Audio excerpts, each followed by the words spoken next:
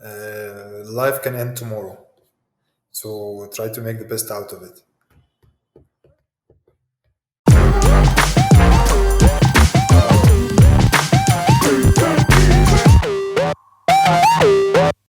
Karim Soliman, how are you doing, bro? All good. How are you doing? Very good, man. I'm very happy here today to meet you here, Karim. Karim and me, we have met recently in Cairo a few weeks ago, and we decided to have this interesting interview today. So I will do a little introduction about you, Karim. You can add more if I have missed something later on. So Karim Soliman is a passionate and unstoppable person from my point of view.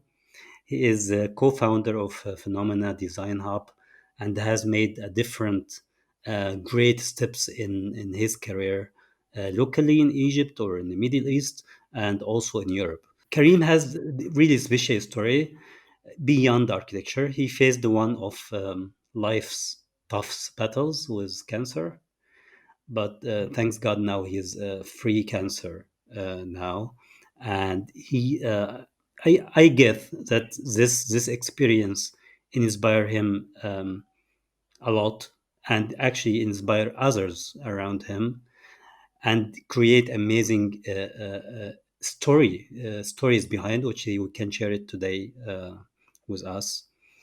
And he also we have met in Germany in the architecture school, uh, where he was teaching there, and I was doing my master's. Um, and I think he had also there great story and experience, especially for the next generation of architects. So, Kareem, did I miss something from my introduction? No, no, no, no. I think Okay, it was fairly good. okay, very good. So I think Kareem, from our last conversation last week's, we have mentioned that, like, big challenges often change how we see life and work. So how did your experience with cancer change the way you approach um, you approach life after this experience, and also approach architecture and meet others and teach others and learn others in their school and so on.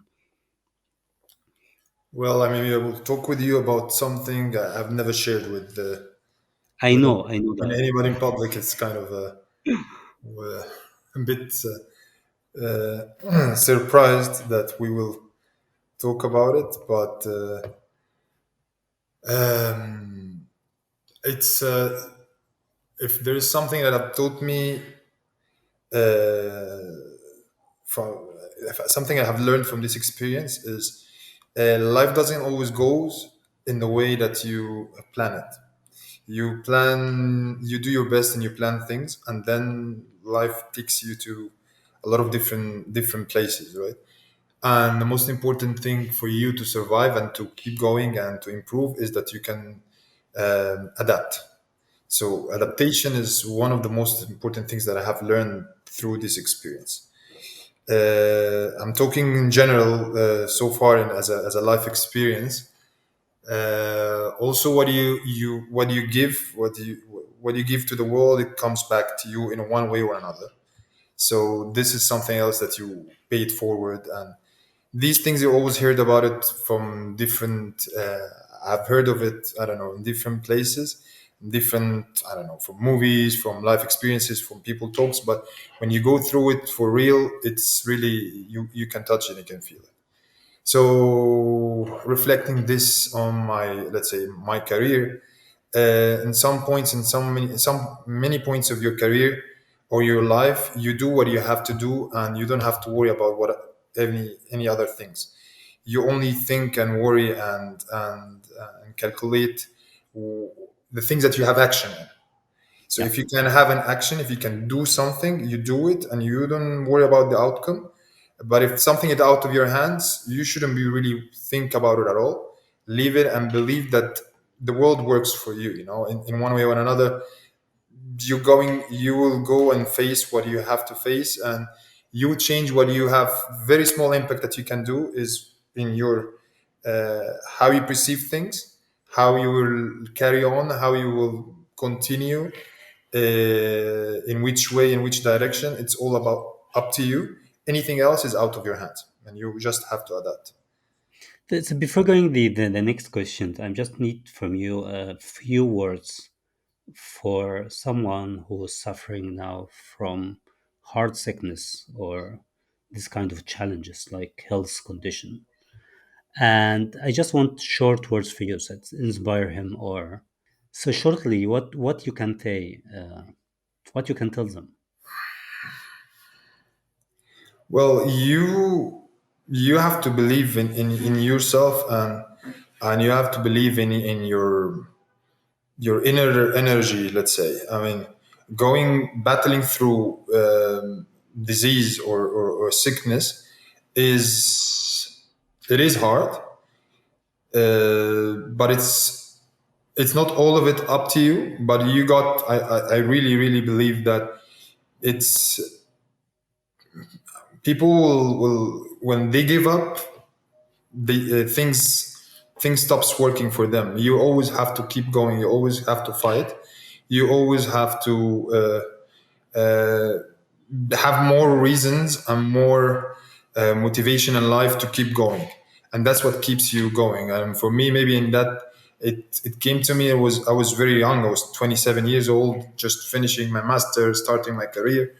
And when it came to me, it came maybe in the best situation that I could have it in these conditions, and everything was maybe the best setup. So I haven't chose to get the disease. I haven't chose to be there in that place in that moment.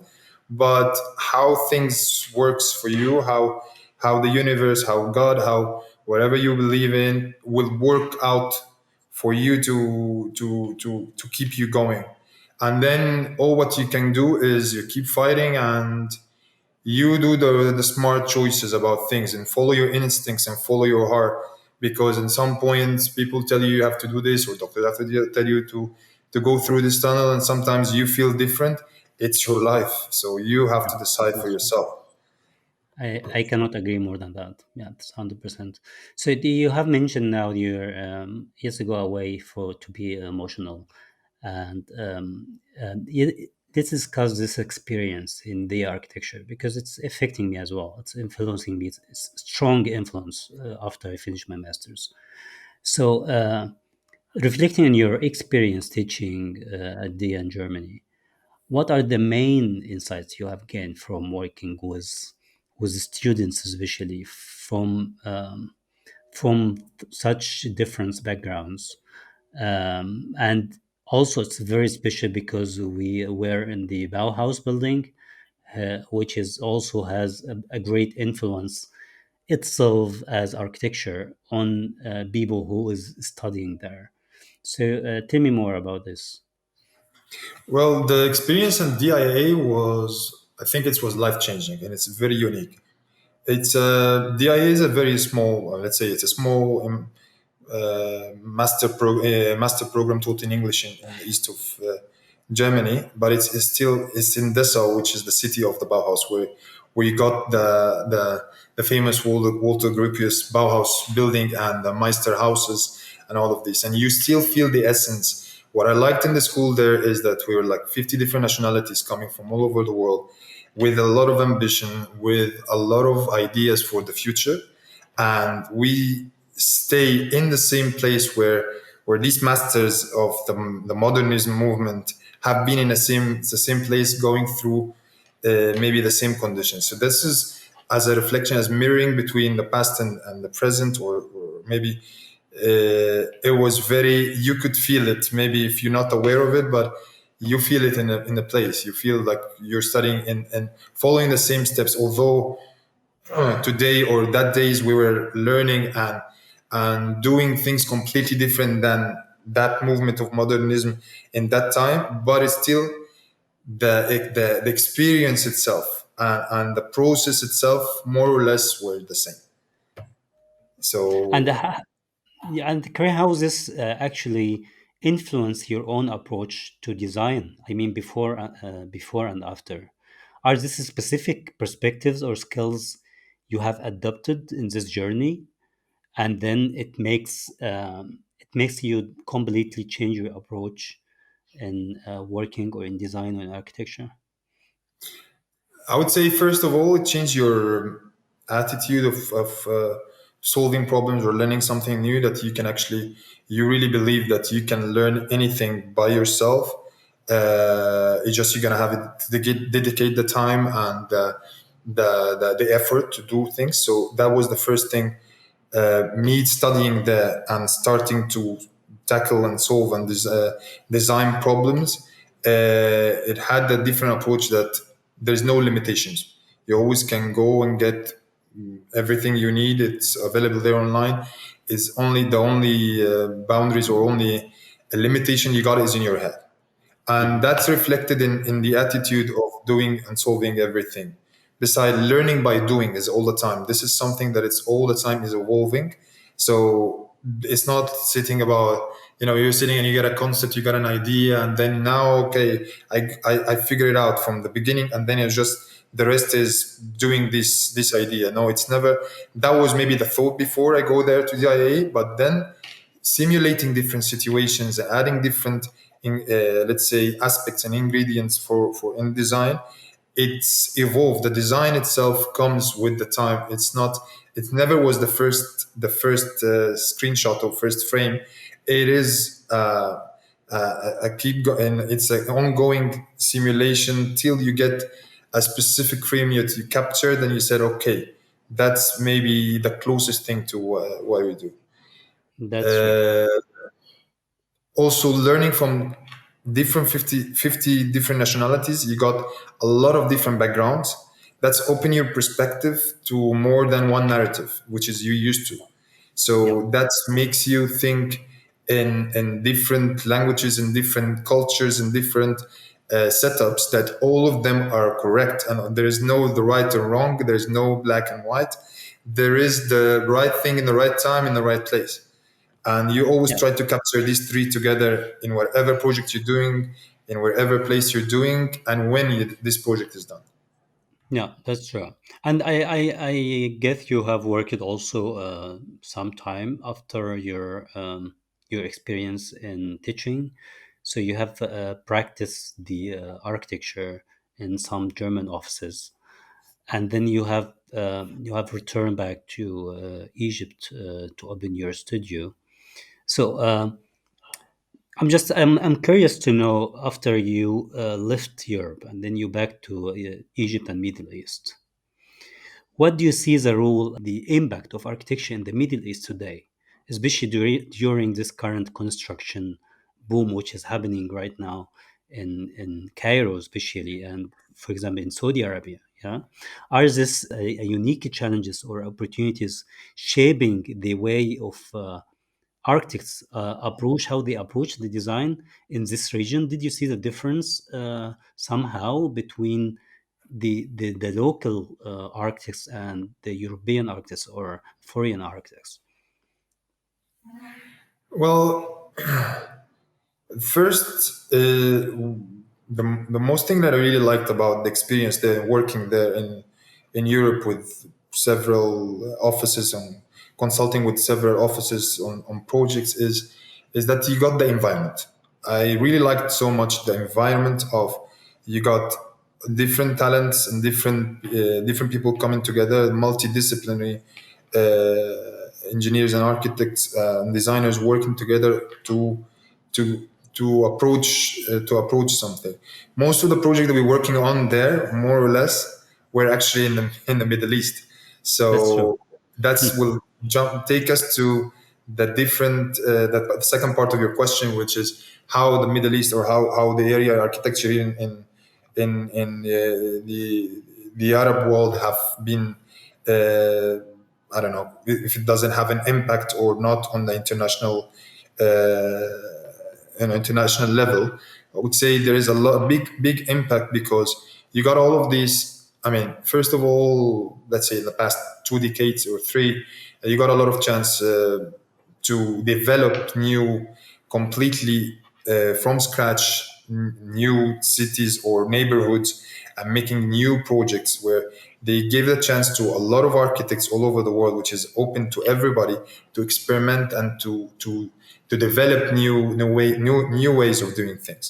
And maybe this is have been the advantage or the impact of the architecture or the working in architecture projects in the Middle East have impacted the whole world. So all of these offices all over the world have been getting the chance to do new stadiums, new towers, new sustainable cities, and all of these projects is not possible to do today in Europe because have been saturated and there is no place to create new, let's say, the developments on the new projects there is not with that scale. It's always at the scale of a one building, whatever is the function of this building. You don't have this scale of a new neighborhood or a new city to start from,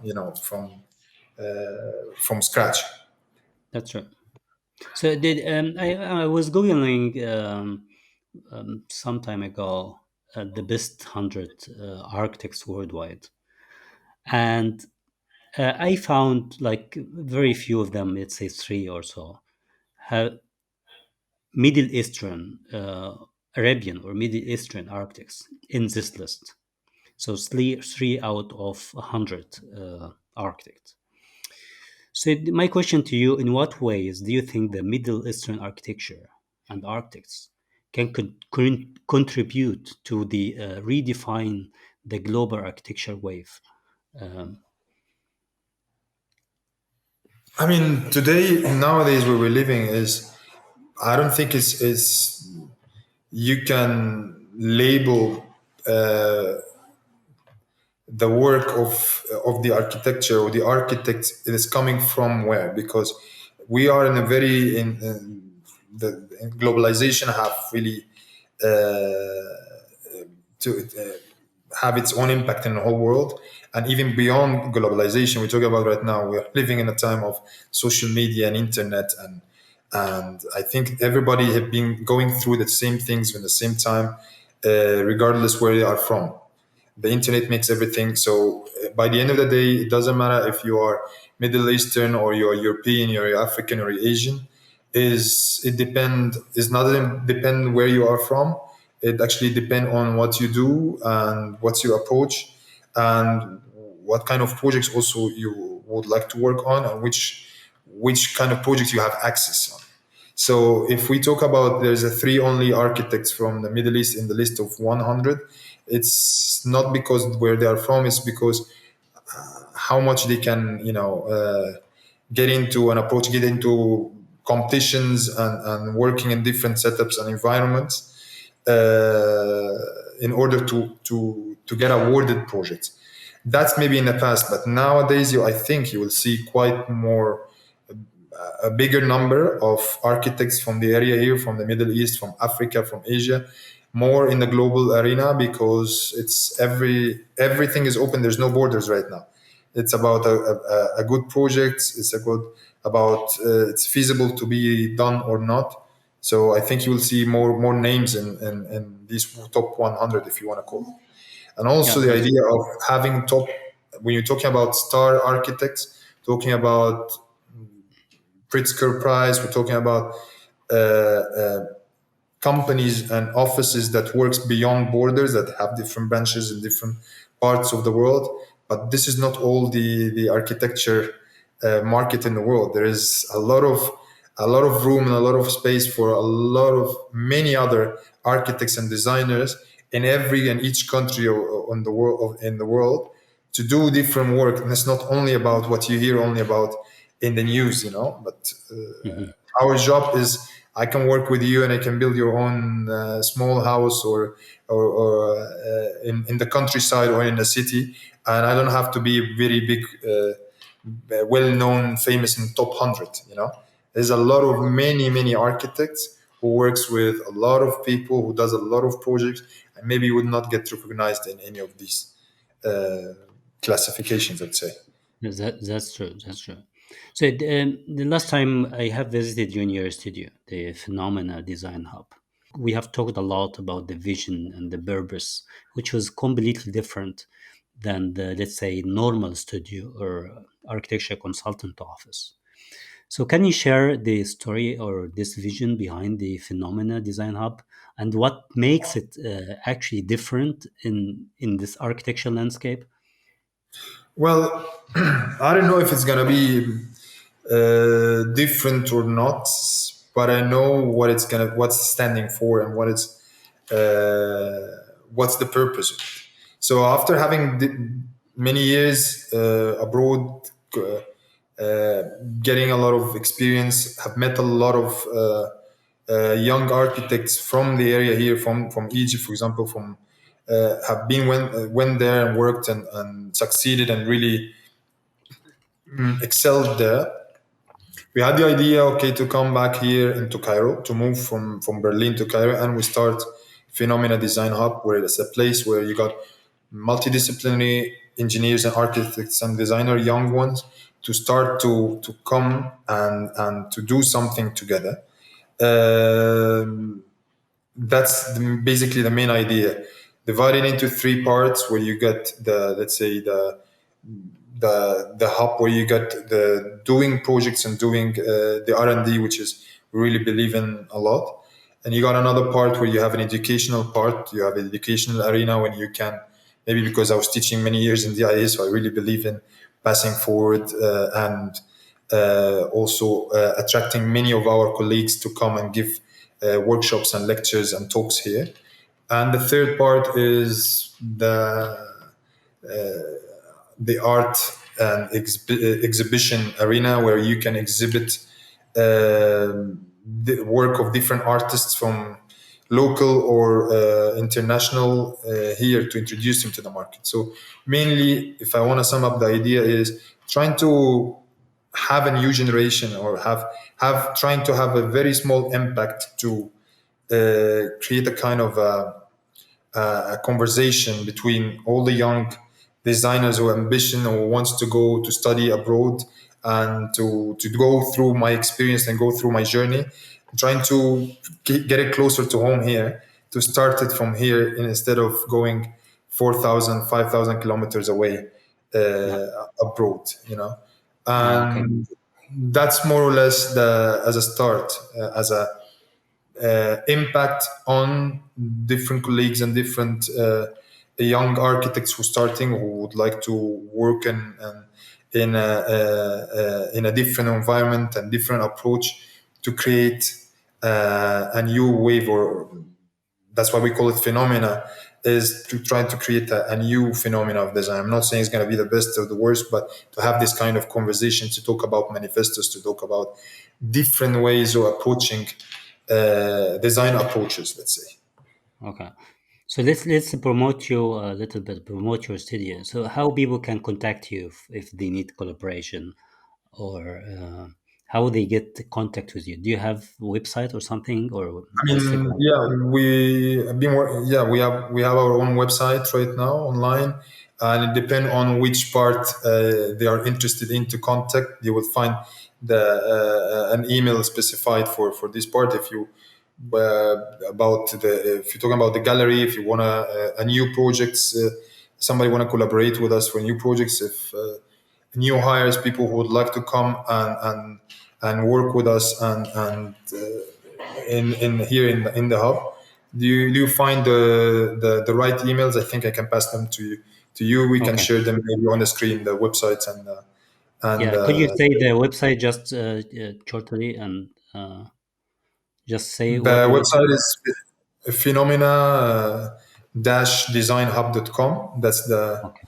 the website of Okay. Phenomena was F, right? Not Phenomena P. with F. Okay. Yes, it's not Okay. my dash designhub.com. Okay. Perfect. I will also highlight it in the description below. So, Karim, when you start, I think you start in Egypt since 2 or 3 years now, and it's a huge market. Um, how do you make yourself different uh, than others, your competitors, let's say? So is it specific techniques or material or philosophy which is inspire you in the beginning, then you can inspire your clients with it? Well, the first thing we always ask ourselves when we have a new project and we want to start to work on it is that we have always our values have to be there. It's have been always there clear. We are designing for the people. So first of all, we need to understand what people needs more than what they may want, because you have to understand the need beyond. Because our job is to help them to reach these needs through design. Also, we're trying to design and to use sustainable materials as much as we can. So we're trying to reduce the, let's say, the waste of material or the waste of time or the waste of resources. I'm not saying we've been very successful so far. It depends also on the market and on the way, but this is one of the approaches that we want to do. And so basically that's what we're trying to do so far. I'm not saying Okay. we have our own way, our own way of going through the process, the design process itself. We share it with the client. We always like to get the client involved through the whole process from the beginning till the end, till they are satisfied and they see things in a way that they would like to have. We believe really in R&D. Also, our backgrounds, either me or Marina, my partner, co-founder with Fenomena Design Hub, we're coming from two different backgrounds. You know, my background there in DIA was computational design and digital fabrication, and Marina Moron, please, she's been working in Spain for quite a long time on the, let's say, bioarchitecture and using the biomaterials. So we came from two different worlds. What's binding and bonding us and work is the process itself and the values that we would like to stand for and the outcome that we would like to come Okay. out with it. I think this is the most important phase, which is sometimes or in some projects is missing. The initial phase, the questioning and understanding the requirement of the client himself, because he will live in this place. So sometimes certain architects just need to do what they like to do or what they used to do. They don't really listen, and I have so many complaints from people with experience of the building house.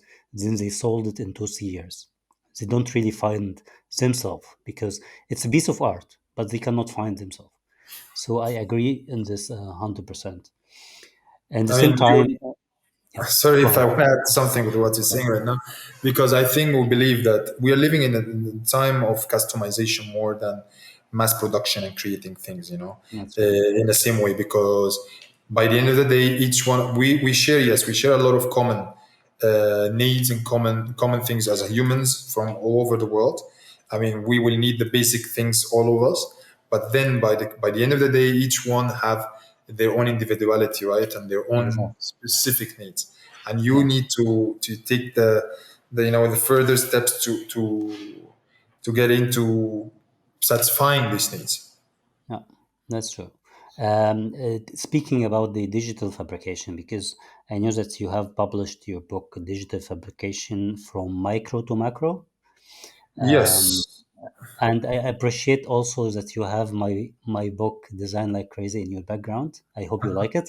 I started to go through it. It's completely a Thank- new field for me. That's to be honest. Thanks, Karim. And your book in Amazon, right? Right now. No, no.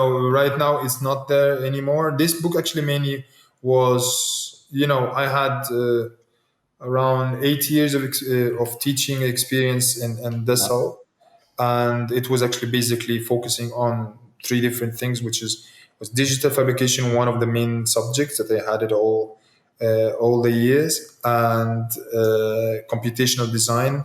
That was the design studio, and then was another design studios, which is the architecture the green architecture, which is the architecture in film industry. What's happening Yeah. there beyond the Wow. scenes. So this book mainly was putting together different work, different experiments that we were doing with I was doing with the students there, with my colleagues there, to come up in the end with different design projects. And from micro to macro, because it was three different scales. We've been working always on pavilion scale to create a kind of a exhibition pavilion, or furniture. So we'll do also furniture. And then the last thing, which is the micro, was jewelry and wearable devices. Yeah. So that was the sum up of the whole thing. It was being published there in Dessau in Germany. Maybe one issue, and we didn't publish it again, but we'll see if we're gonna publish again. But all the work that we have done in DIA, all the work that I have done there in DIA through all the years, you find it all shared on my website, my personal website, karimsoliman.com, which is everything is open sourced. Everything can be downloaded from going through all the classes, all the results of the classes, all the research that we have done there can be downloaded and to build on, and it's an open source, share it with everybody. So maybe this is Okay. also the first time to announce about it, because we just put it all together finally, and it's online right now. Okay. So, Karim, in your view, we have in our last dinner a very interesting talk about how the music and media and cinema changed last 5 or 10 years completely. It's a new pattern now. It's a new wave. Many people don't accept it, and the younger generation now just completely melted in it. So, in your view, what responsibilities do architects have to address social issues through design or through their practice? Do you see architecture as having a role to influence the social pattern, similar like music and cinema and media? Absolutely, it have a big impact on I'd say the social patterns and human, the daily life, because in the end of the day, all your day going through different buildings, right, or different spaces. And our job as an architects or designers or urban designers is we design spaces, right? We design experiences. So how can your work can make the experience of someone very very bad, very hard, or it can make it very better. It can make it a pleasant experience. It can make it really an experience that you want to avoid all your life. And this is, I think, design mainly affecting us from the first, when you wake up in the morning and you're home, using your home to go out in the way, in the streets, Mhm. driving in the streets, going from point A to point B. All of this is influenced by the design of the roads and the design of the city itself, until you arrive to a working space where where you're gonna be working in a building as well, and so on. So it can. I mean, one of the things that have to adapt, the architecture and design have to adapt to the needs of this era of nowadays, of what new generation needs, and what in terms of using the space, and how how how fast they will use it right now, because I think it's getting the experiences right now is shorter and faster than ever. I mean, we are living in a time of the reels, right? True. Everybody is 10 seconds and getting bored and flipping to the next, to the next, to the next, to the next. So architecture and design, yes, affecting so much the social norms in the city where you live. It can improve it. It can make it worse, but I don't think it can be neutral. That's true. Either it's gonna make it better or worse. Yeah, yeah. So usually songs you can judge it's a good song or a bad song from your point of view, right? So it's exactly same like architecture. So the ethics itself, it's also individual point of view. So there's other things which is in architecture more important than ethics itself, like function and social requirements in the projects. So how you can balance between ethics goals and function, social requirements, business side, technical side, and so on. Well, I believe that things have to look what it is. I don't believe, I mean, I think a time of ornaments or time of making things beautiful, making things more appealing, I think this time have ended by last century when we started with the modernism movement, right?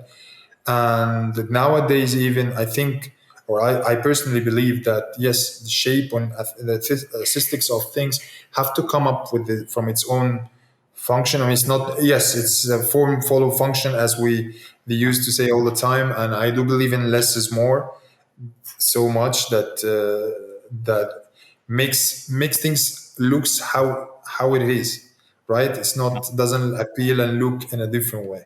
So our job, yes, it have to be appealing, it have to be beautiful, it have to be pleasant. It doesn't have to be ugly. But again, all of these aspects is very relative from one person to another.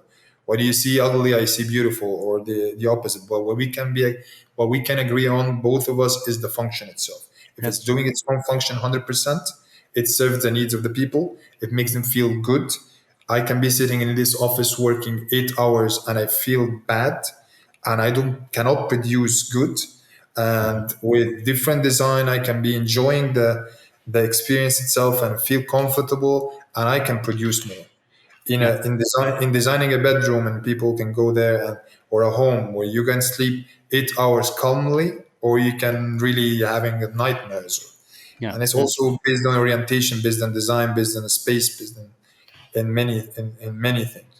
Yeah, you know that since long time I have my running coaching program, advise young architects especially how they do business within the architecture field or with a creative niche. One of my coaching clients was an architect. She was young, was struggling to turn her creative side with the passion into a running business. She was brilliant, like she do everything correct from design point of view, architecture point of view, but usually she undervalue herself, and she didn't prioritize building a strong connection or relationship. She just prioritized the work, the submissions, the drawings. Once we shifted, we have talk, like we have a discovery phase, we learn everything together. And once we shift her mindset to treat architecture as a business, not just an art form, everything changed from this point. So she learned how to communicate her values with enterprise as well with the services, and make it really a mechanism of running business, hunting new project and so on.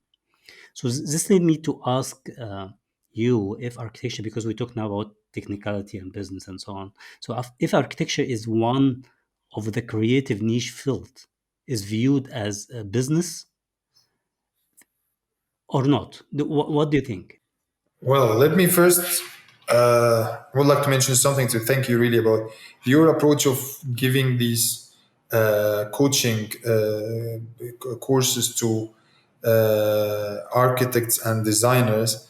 It is something very very needed in our field, because we've been trained as to become specialists. We work as engineers or architects to solve problems, to design problems, creating design. We spend a lot of time researching about the materials and the space and everything, and people behavior and all of that. That we spend less time on management and learning management, learning business, learning the money cycles and client affairs and all of these things. So maybe few of us, if you talk about, I don't know, a class of 100 people, very few percentage of them that they will have this kind of entrepreneur or business oriented minds that can add the other things. So it's one thing to be a good architect. You can be a very good architect, or a very good designer, but or a very good painter, and nobody knows about you, and you will not even, you cannot scale up, you cannot do a lot of work and succeed, and and keep going. So it takes time from us to learn and understand and to develop ourselves in order to run business. So talking back about business is basically you do something and you earn money out of it, right? So it comes to the question is how can you run a successful, let's say, company or a studio or design office that you can keep the jobs of everybody. Everybody can come there and having their own salaries and satisfied doing their best to design what they're good to do, what they're good at, in the same time attracting new clients and so on. So it takes a lot of time. I think we need to be educated more about business and management, that we lack that in our design courses. I think in our schools, I studied in Germany, I studied in Egypt, and I think these things we were not introduced to it. It's another further study. So anybody who wants to start their own business need to learn about learn about business, how to start a startup, how to start a company. Sure. Learning by doing, like we've been doing, it can cost you time, it can cost you money. You can reach, you can be there, but also studying it, it can cut you Yes, shortcut. some time. Yeah. So you have a mentor. I think there's many people that influence your life through different stages and in different parts. And basically, I like a lot to read about to read the biographies of people, because you can teach you uh, different things through the experiences of other people. You can learn out of the mistakes and a lot of the successes. You don't have to go through the whole process yourself all the time to learn it. You can actually build on top where the other people have reached. On a personal scale, I have met a lot of people, many people who have influenced me in one way or another. From the students to my teachers and mentors, all of them have to the to people in life who you meet teach you one way in one way or another, one thing or other. Uh, I don't know if I wanna. A person who made me want to be an architect. I think it was a professor I had in my first year of architecture and architecture school, Dr. Ala Mandour. This person, I owe him a lot uh, in terms of shifting. He believed, like I remember, he believed in me that made me find out where's my shortage, what's my problem, and how can I improve. And maybe if I didn't have met him, that would change my course of life forever. I wouldn't be where I am today. But he opened me to, okay, using software tools. I'm not a very good sketcher. I'm not using my freehand is not very good. I started to learn softwares. I started to excel in them, and that's made me able to present what I have in me, ideas, and I have these ideas in my head that I cannot get it out. So I got a medium to be able to do it. Plus that I started with him to go to international competitions. So started to apply for different competitions, go introduced me first time to the UIA, the International Union of Architects, going to attend, for example, the first conference in 2005 and attending lectures to people, amazing people like Tado Ando, Peter Eisman, Zaha Hadid, many people, and meeting different students from all over the world. That makes me feel like, okay, we have a good education here, and makes me okay, I want more. I want to go out, and maybe that was all the credit goes to him. another mentor in my studying, for example, will be my supervisor, my professor, my mentor, Christos Passas, in DIA. I studied in his studio for 2 years. I worked with him, uh, assisting him after that 2 3 years, and worked with him after that in some small collaborations, some projects with him. I've learned a lot. I owe him a lot.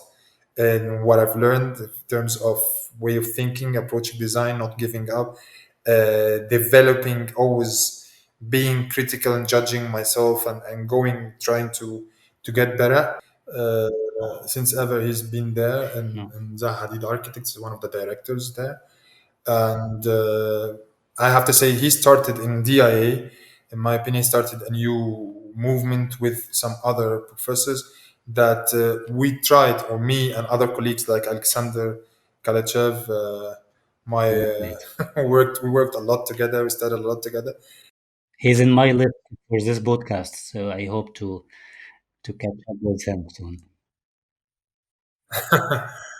No, we tried to keep the this line of education in the school, fight it so much to keep it going, to educate new people towards it, and that was very very important part. If you're talking about Godfather, and that's I have to mention, because I mean, since I mean we were, I don't know if we're gonna edit this part or not, but we're gonna start from here right now. I wasn't prepared. I wasn't actually thinking I'm gonna talk about the experience or the cancer experience, and but I wouldn't go through all of this if it wasn't for all the amazing friends that I had there. I had amazing friends that made me go through the experience, not feeling I'm alone. I never had my family with me. I was there in Germany alone. My family were here in Cairo all the time, or most of the time. And without these friends, without their help, their support, being there for me, with me, I wouldn't go through it. So I owe it to every one of them, really. And they are quite a lot, and they're from all over the world. uh, Alfred Jacobi is one of the people. You know him, of course. Is the director of our program, and how he believed in me, and how he helps me a lot. So I mean, this topic, it's a very very big topic. There's a lot of things that we cannot Sure. talk about it right now, but yeah. Oh. So So if you got this the big knowledge or and these people how they influence you, so then how will you advise the new or the young architects to really make an impact in their field? well, this is a very good question. And very, very, very, very good topic. Actually, I would like to talk about it, because I'm me, the young me. I'm still young. I'm not very old. I haven't been there for quite a long time yet. But I remember back in the days that I was so ambitious and so dedicated. I would like to change the world. Thinking and dreaming about big things. I want to contribute in changing the architecture and intercourse in the whole world. Make it completely different, leaving an impact, being famous, and all of that. But I think through the experience and through what I have been through, and maybe today, my after listening to a lot of people, a lot of advices of people, because I was very, very tough to myself. Especially, you fall down and you're going through a process like this, and you want to start over and you want to keep going. But it shifted my perspective to things, is to try to, first of all, ask yourself what's your core values, and what actually you would like to do. I mean, if you want to do great things, if you want to be very good at something, you have to solve a problem. So which problem you're tackling, and whose problem you're trying to solve. If you can solve a problem of that can affect thousands, millions of people, of course, that's you will be you will be one of the inventors in the world, because that's all the inventors that have invented new things have solved a problem that we had in the past. If you is not, you don't need to change all over the world. You can, it's enough for you to impact your surrounding. This surrounding can with the time increase and increase and increase, but you don't have to go to the end of the world to do something great. You can do great things, and you can do, be true to yourself, be true to your values, have it clear what actually you want to solve, or what you want to do, what you would like to do every day, day in, day and out, and be happy about it. Also, the idea of working what you love. I mean, what you like to do is that you have to work what you like. I don't think all of us, or many of us, or many people in the world, they don't do what they like every day. They Sure. are not doing it every day, and life is not that awesome. There is a lot of things that you have to do it that you don't like to do it. Nobody likes to wake up in the morning and exercise. Or trying to, but the thinking about the long term, think about where you want to be, where you're going to.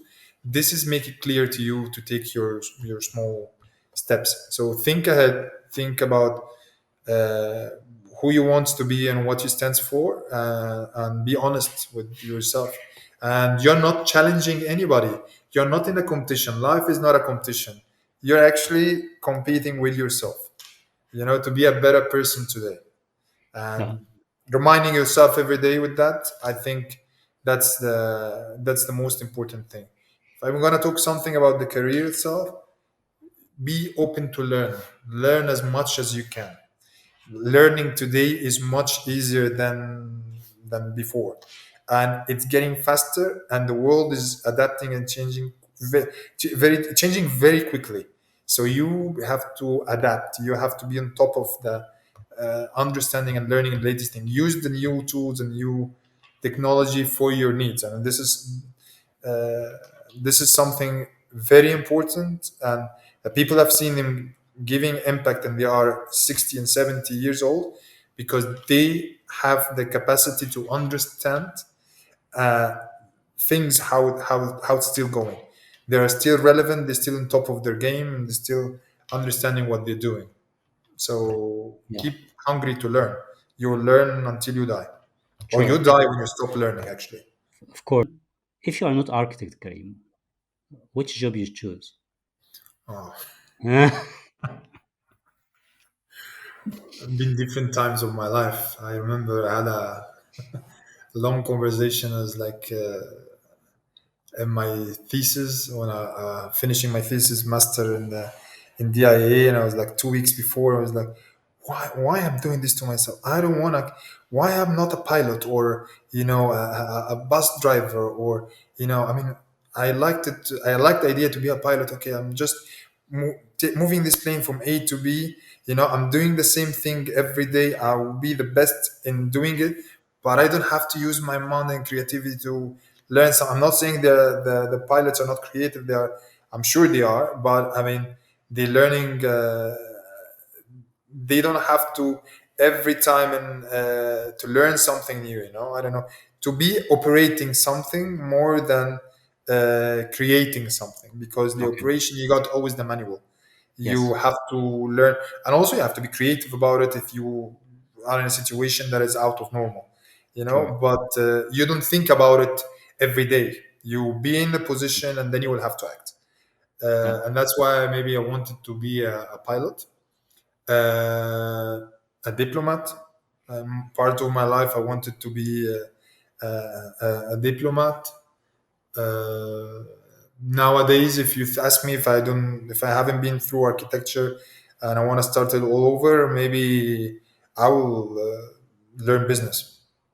Hmm. I Great. would maybe, start it all over, learning business and learning how to run companies and create a company, and solving problems and collaborating and working with more than, a lot of brilliant minds, more than only stuck in my head and doing what I want to do all the time. And this is something also when you shift between working as an architect or working as a designer for a company or for a big studio or a small, and then you start on your own doing your want to start your own things, you stuck for a certain period of time to be a self-employed person That's right. more than a business owner. You know, you cannot give it up. You cannot stop doing the things. You have to do it yourself, otherwise it's not going to be the best. You know. Yeah, that's true. And with the time you learn to delegate. So if I would start all over, maybe I would study business. Because, and if I have an advice for some young person going to study architecture, you have to make sure that you really want it. They told us that and we didn't believe it. We thought that they want to send us away from they don't want us in the architecture school, they want us to go another department. But it's true, because if you're there to make it's not about making the money. You know, it's not about making money. It's not the career that makes you a lot of money. It's about making life experiences for people, have a limitless and endless time of working, a lot of sleepless nights and a lot of things. So Okay. Karim, I was super happy today from this interview. We need to make it again, part two, maybe after some time. And I hope people will enjoy it. And thanks so much for joining me. thank you for having this conversation with each other. I mean, I've been trying to be really honest to give the best. I mean, the best advice that I can give it to the young generation about what maybe we've been through and what we did right and what we did wrong. I'm happy that you're having this platform and having Thanks so this much. to share with the new generation, or with other people, that might be a small thing to to help. To give back. Yeah. Thanks so much, Karim. Thank you. Okay. Have a nice one. You too. Okay. Bye. Ciao, ciao, Karim. Bye bye. Ciao.